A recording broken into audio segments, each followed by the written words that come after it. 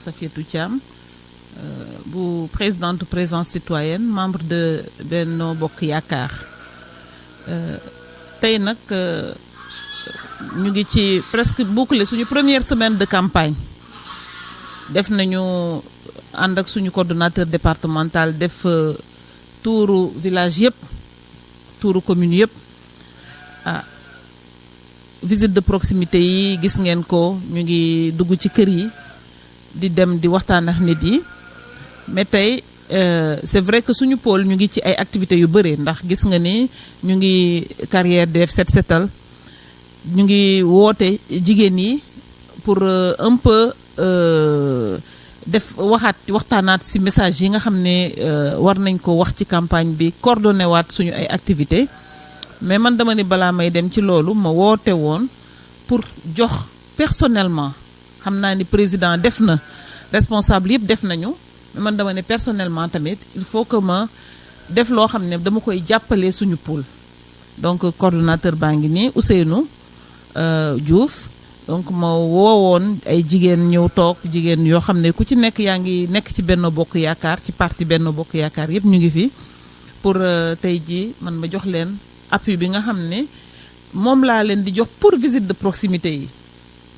jotewul dara xëy na bu ñuy mobiliser pour dem teeru ji président loolu je pense que activité majeure la boo xam ne dañ ciy taxawaat mais comme ñu ngi def activité de proximité xale yi ñu ngi ci terrain bi ma ni il faut que ma jàppale leen loo xam ne dina leen jàppale yombalal leen seen liggéey boobu nga xam ne dañ koy liggéey pour ñu falaat suñu président Macky Sall dès le premier tour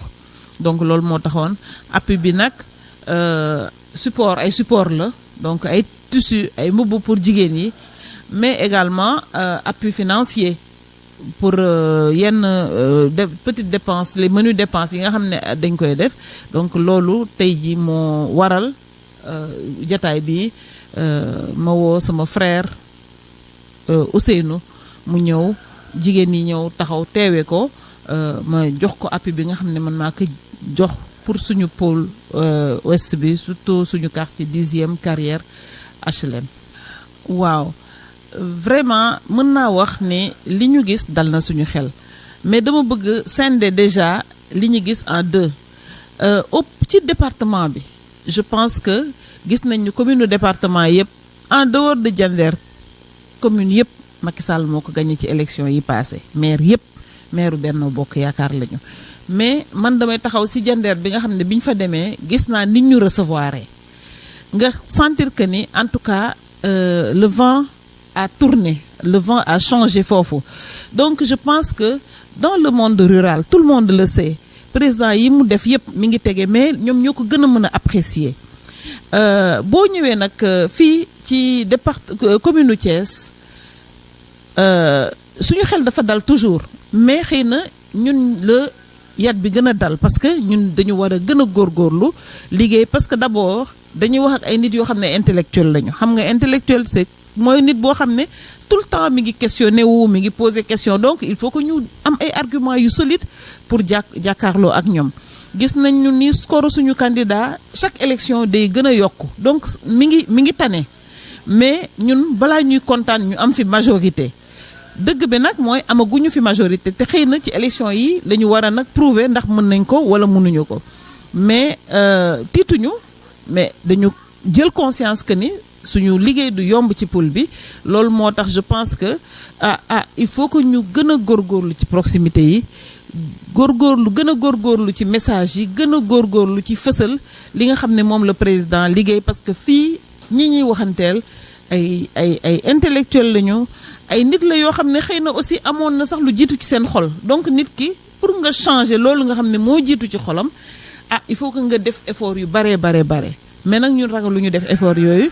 bi yoon dañu ne dañuy dugg ci kër yëpp wax ak ñëpp même ñi nga xam ne ànduñoo ak ñun ñi àndul ak ñun ñu laaj leen lan moo tax ànduñu ak ñun bu ñu mënee waxtaan ak ñoom ba wëlbati seen xel ñu waxtaan ak ñoom en tout cas xam nañ ne suñu président am na bilan donc leneen lu fi nit teg rek xëy na mooy xëy na problème mu sentiment ak problème mu mbokk ak yooyu mais en dehors de ça bu fekkee ni bilan rek la ñeme nañu jàkkaarloo ak ñëpp.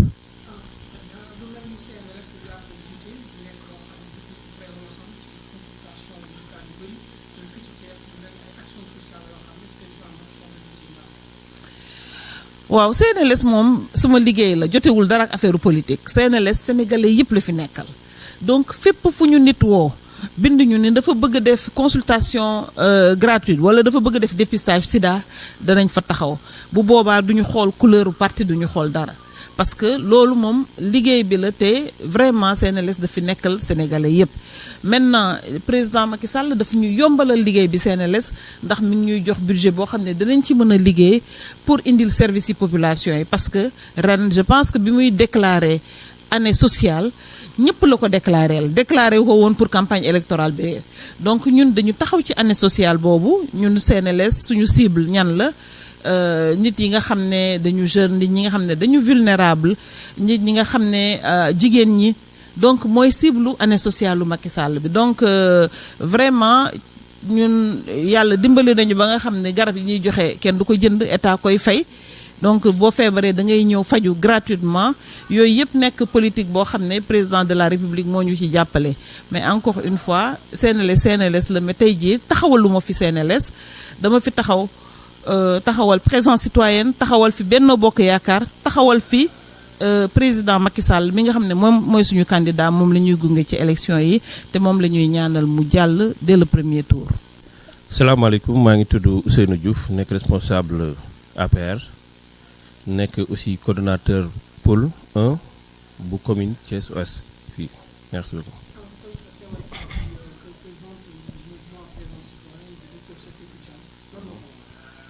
waaw suma présence fii tey jii kër Sophietou Thiam nekk présidente mouvement de soutien pour le président Macky Sall ñu koy wax présence citoyenne daf ñu fi woowoon tey jii nii pour recevoir sunu bureau sunu bureau pôle bi pour appuyer ñu en logistique mais aussi financièrement gis nañ fii un lot de t-shirt des casquettes du tissu non seulement dafa jox góor ñi jox jigéen ñi plus une enveloppe financière ba nga xam ne dinañu ko jox loolu nag du guléet la koy def ndax à chaque fois que bu ñu amee activité fii ci biir pôle bi présence citoyenne bu docteur Sophietou Thiam day ñëw participer ci activement dañuy ñëw déjà physiquement day ñëw taxaw ay nitam ñëw taxaw mais itam dooleem xaalisam da ciy dugg je n'en veux que pour preuve sunu conférence bi ñu fi defoon ci weeru koor gi elle a participé à hauteur de 200 000 francs sans compter logistique bi ñuy liggéey actuellement moom moo ko mettre à notre disposition muy sono bi muy otom benn L200 ay jeunes am ñoo ngi foofu noonu di liggéey kon nga xam ne sunu liggéey fii ci biir pôle bi pôle 1 présence citoyenne def ci marqué boppam bu baax a baax a baax a baax ñu koy remercier di ko féliciter parce que nit ki moom lépp lu ma defal ci ñàqu boppam kooku war nga ko mën a remercier bu ko neexoon tey jii nii ay moyens mu yemale ko ci biir mouvement am kon bu boobaa itam ñun dañuy jëm wuti ji feneen moom yeneen moyens mais tey dafa jël ay moyens def ko ci biir mouvement yaatal ko aussi ci pool bi yëpp ci góor ak ci jigéen ci ñëpp parce que ñun yàlla daf ñu jagleel fii ñu nekk benn pool ba nga xam ne vraiment dañoo déggoo depuis pas mal de temps àndandoo muy que ça soit muy mouvement de soutien que muy mu nekk les partis alliés que mu nekk APR mooy li ñuy wax Benno Bokk Yaakaar bu ñu nee Benno Bokk Yaakaar rek mooy ñëpp ñu nekk ci mouvance présidentielle ñi nga xam ne dañuy jàppale président Macky Sall ñoo ko composé te yàlla lafal nañu ci ay histoire ak ay détails pour wax dëgg fa yàlla kon nag moom Sophie tey jii dafa def lu rëy encore ñu ñëw fii di recevoir des moyens logistiques mais aussi financièrement une enveloppe ba nga xam ne dinañu jàppale ci porte à porte yi kon ñoo ngi koy remercier bu baax a baax ndax liggéey bi dafa ko laaj.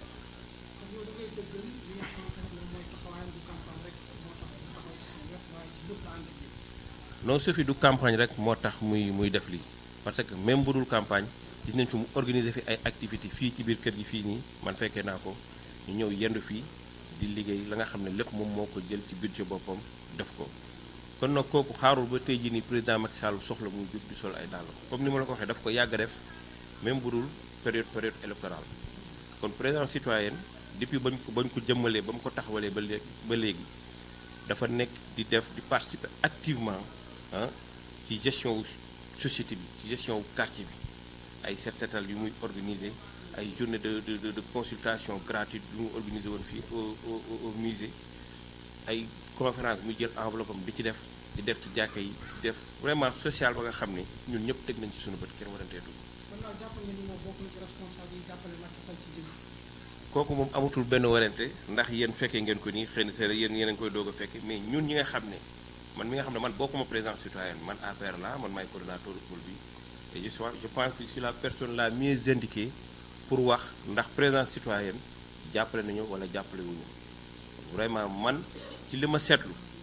président citoyen dugal na loxoom bu baax a baax a baax daanaka sax mun naa wax li fi président citoyen def parti bi Benno Bokk Yaakaar defu ko fi kon nag ku mel ni ku ko am vraiment dañ koy ñaanal yàlla yàlla doog yokk ay dooleem yokk ay mën-mënam. vraiment dëgg yàlla dañoo bëgg tamit suñu dernière chance am ñun tamit suñu koñ bi yëpp ci dara waaw te foog naa ni ci lancé bii nii nga jàpp soo noonu la rek ñu ngi la ci remercier bu baax di la wax ni tamit lim ñu dooleel muy somme bii wax dëgg yàlla baax na ci ndax lu tax baax na ci dañuy def ay proximité te suñuy jigéen lañuy àndal te suñu jigéen ñii wax dëgg yàlla ku ci nekk am na ci li ngay liggéey mais proximité yi da nga koy bàyyi ñëw topp ñu ba timis doo yóbbu sa kër dara donc foog naa ni soo ñu defalee lii mu doon benn source de motivation boo xamante ni dañ koy jagleel suñu jigéen ñi foog naa loolu day tax proximité yi gën a am njëriñ daal waaw ñu la ciy remercier bu baax di la ñaanal tamit lépp li nga bëgg yàlla na la ko yàlla. Ministre Sofietou Thiam et tant d'autres,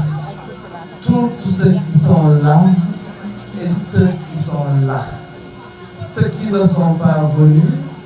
et ceux qui avaient l'intention de venir et qui ont été empêchés. Je salue aussi la présence de Madame Gadiaga et de tous ceux qui sont là. Les femmes sont venues de partout. Honoré de leur présence cette rencontre qui n'a pour objectif que d'échanger sur les éléments de langage, sur la vision du président de la République, comment ces recommandations, comment aller sur le terrain, comment se préparer, où mettre l'accent. C'est ça, son bilan à partager avec toutes et avec tous. Je crois que je n'ai plus besoin de parler du bilan. J'en ai parlé. Tous ceux qui m'ont précédé en ont parlé. Je peux peut-être mettre un peu l'accent sur ces réalisations, les réalisations qui concernent les femmes, les financements, je dirais, mais surtout dans le cadre du CMU et les bourses familiales. Vous savez toutes le rôle moteur que joue la femme dans la société sénégalaise, je dirais même dans la société africaine. Ces femmes ont besoin d'être renforcées. Ces femmes ont besoin d'être dans les instances de décision politique. Mais ces femmes ont besoin d'être au niveau, dans le sommet, au niveau des instances de décision. Je veux parler de l'administration. Ces femmes sont le rôle moteur, je pense, en matière de politique. Elles doivent être conscientes de leur pouvoir électoral. Sans elles, je pense qu'il n'y aurait pas d'élection, ici en tout cas au Sénégal. Mais les femmes ne peuvent pas partir sans les jeunes qui jouent un rôle crucial aussi dans le développement économique et social de notre pays, mais aussi en matière de politique. Je voudrais aussi saluer les hommes, parce que nous ne pouvons pas aller sans eux, et eux non plus ne peuvent pas aller sans nous. Ce que nous demandons tout simplement, c'est d'être traités de la même façon. C'est tout ce que les femmes réclament. Maintenant, pour parler des échéances, je dirais tout simplement que le président de la République, qui est notre mentor, ce président a le droit aujourd'hui de briguer un second mandat. Pourquoi? Parce que c'est le meilleur candidat. Parce que c'est le candidat de l'espérance, mais aussi c'est le candidat de l'espoir. C'est le candidat des jeunes, c'est le candidat des vieux, c'est le candidat des femmes. Et j'aimerais que vous acclamer cela. Pourquoi? Parce que c'est le candidat patriote. C'est le candidat qui aime son peuple, qui jour et nuit acte pour le développement économique et social de son pays. C'est le candidat qui œuvre pour la disparition, ou en tout cas l'équilibre social. Il veut faire en sorte que les disparités sociales, les disparités territoriales soient bannies à jamais. Ce président qui a un bilan kilométrique, élogieux et éloquent, ce président a le droit de briller un second mandat. Mais c'est ce président qui est venu avec le pétrole, qui a cru en lui et qui a pu faire en sorte que les Sénégalais aient de l'espoir. Vous savez très bien le rôle que peut jouer le pétrole dans un pays. Mais il a surtout voulu gérer ce pétrole dans la transparence, en mettant en place un cadre de concertation, mais en mettant en place aussi un cadre juridique pour que le peuple puisse en bénéficier le maximum possible. C'est ce président que les femmes veulent réélire. J'aimerais vous entendre, les femmes, réélire. Alors, au soir du 24 février, j'aimerais qu'on prenne l'engagement ici de contribuer massivement au niveau du département de Thiès à la réélection du président de la République du Sénégal,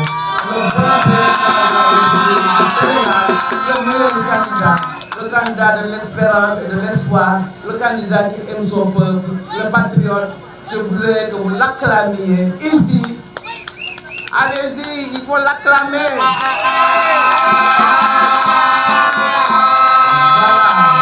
Merci beaucoup. Oui, plus forte que jamais. Je suis plébiscité par mes sœurs.